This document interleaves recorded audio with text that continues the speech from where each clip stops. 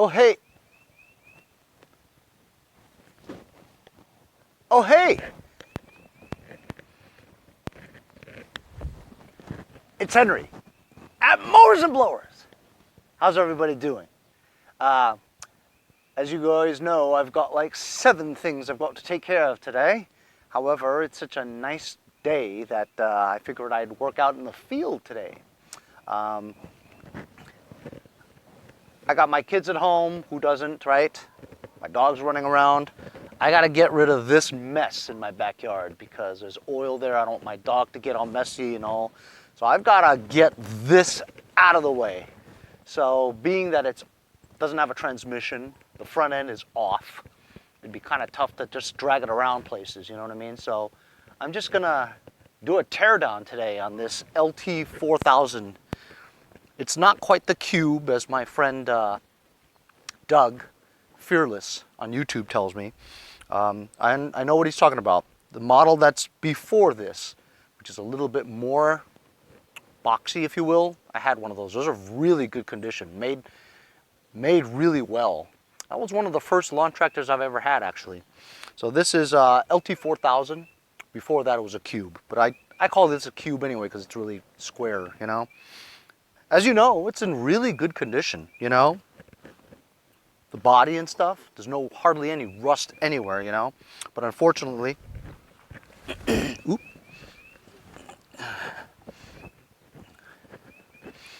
front end is just, the front frame is just cracked to bits, you know. This thing just came off. I didn't even have to take it apart, it just came right off.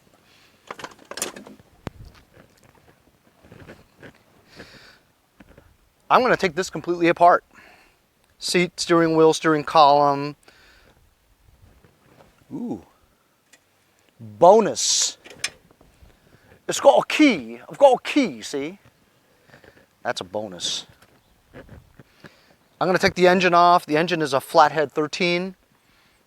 It should work, is what my friend Mondos tells me. But when I had it on its side, it leaked oil all over the place. So I got to get this cleaned up. I'm going to take everything apart. And I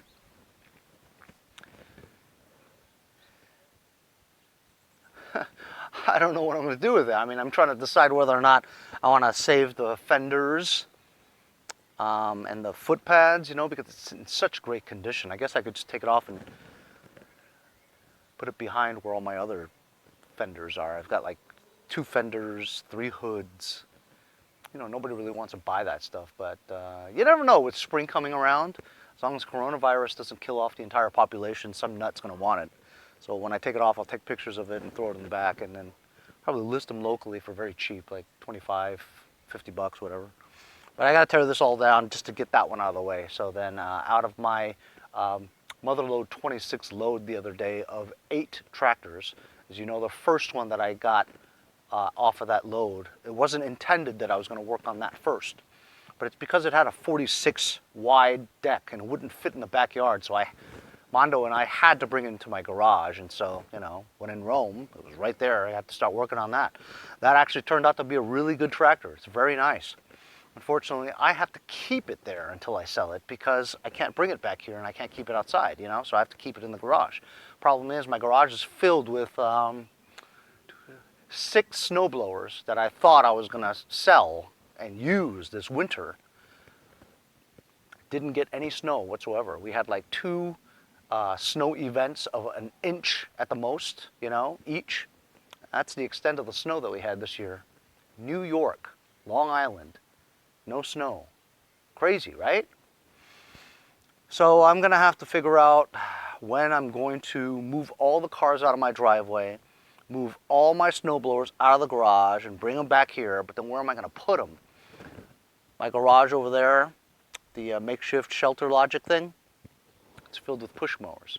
So I have to unload all the push mowers out of there, put the snowblowers back in there. Now where am I going to put the push mowers? I've just got so much shit, you know? Damn it. Anyway, so I'm going to get started on complete teardown and disassembly of this LT4000 lawn tractor.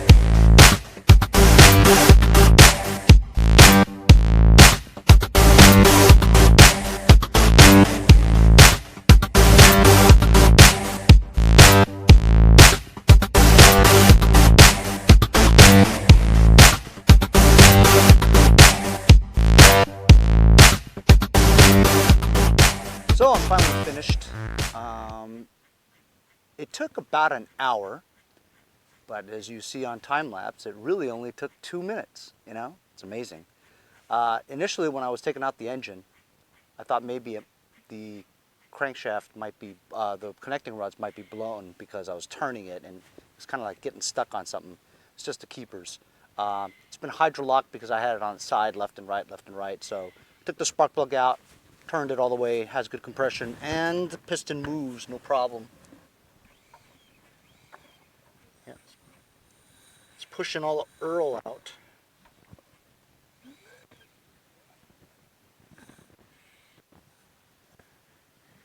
Yeah, hopefully this engine works, you know what I mean? But anyway, I put it on this crate over here, made the middle hole a little bit bigger so it sits over here. Has a muffler on it too, but the muffler is cut. Like somebody tried to hacksaw it off, you know?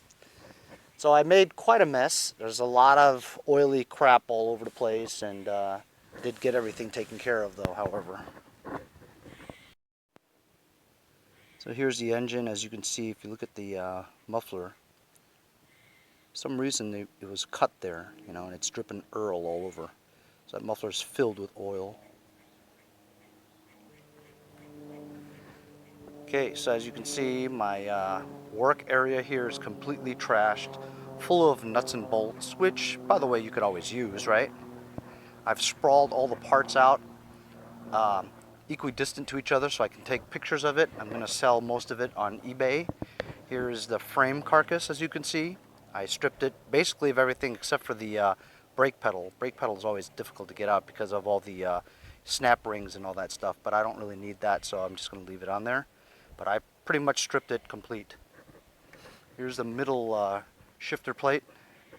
This is very useful. As a matter of fact, somebody, one of my subscribers was asking me about it, and I have one right now. Perfect condition with the button release too. This is the height adjuster lever.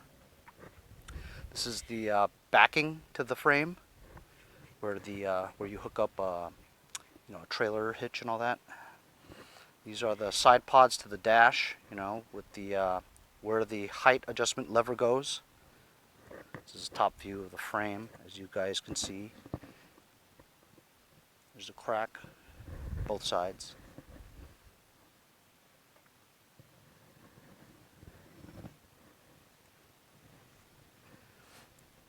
That's the brake and PTO safety switches. I'm going to sell those too. Steering columns are always difficult to get out, but this wasn't too bad. The battery box, gas tank. This is the, what is that? PTO lever? Yeah, PTO lever.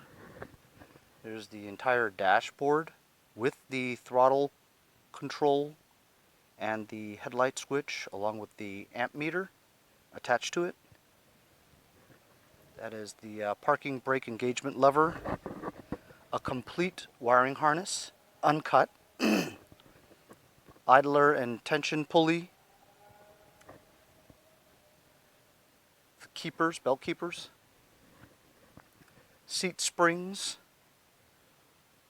foot paddle rests, foot pad rests, the rear seat bracket,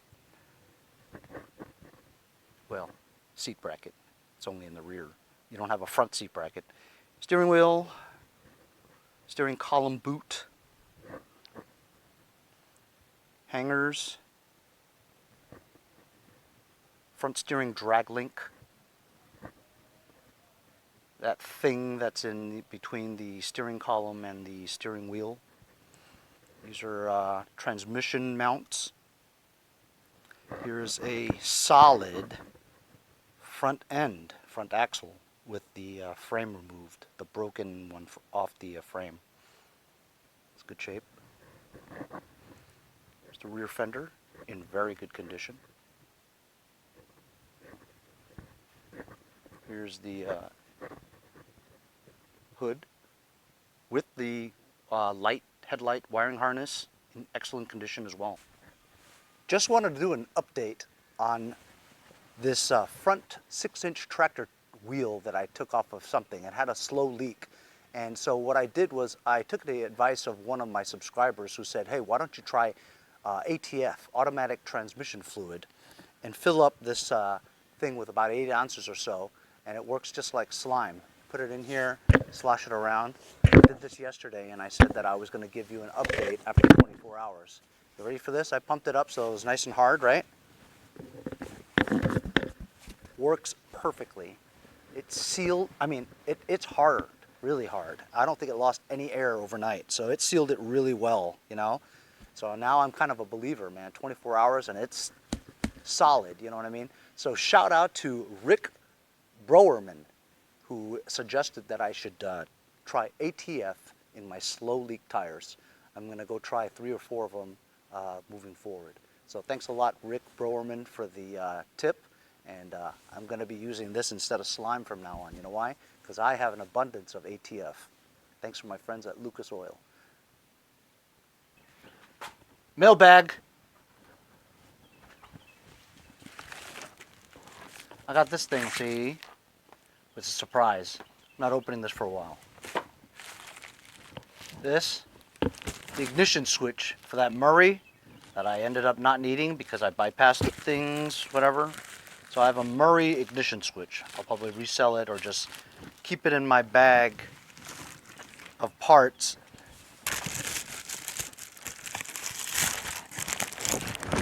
Got this one here from Amazon Prime yesterday.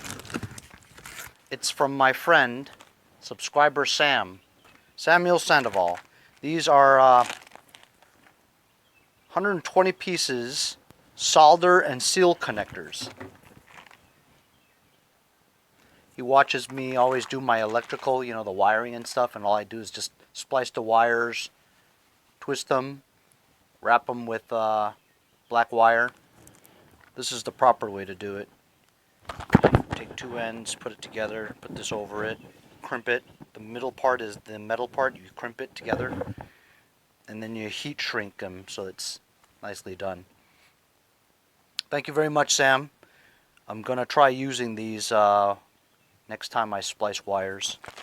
It's good to have. He's got a gift note this time. Hello, Henry. I see you always doing your wiring with tape. It's true, I do. Give these a try and review them. I ordered me some as well. Thanks from subscriber Sam. Thanks, Sam. Go check him out. Instagram at Red Oaks Mowers. Thanks, bud. Appreciate it again. Keep them coming. Keep them coming. Gifts, gifts. Love gifts.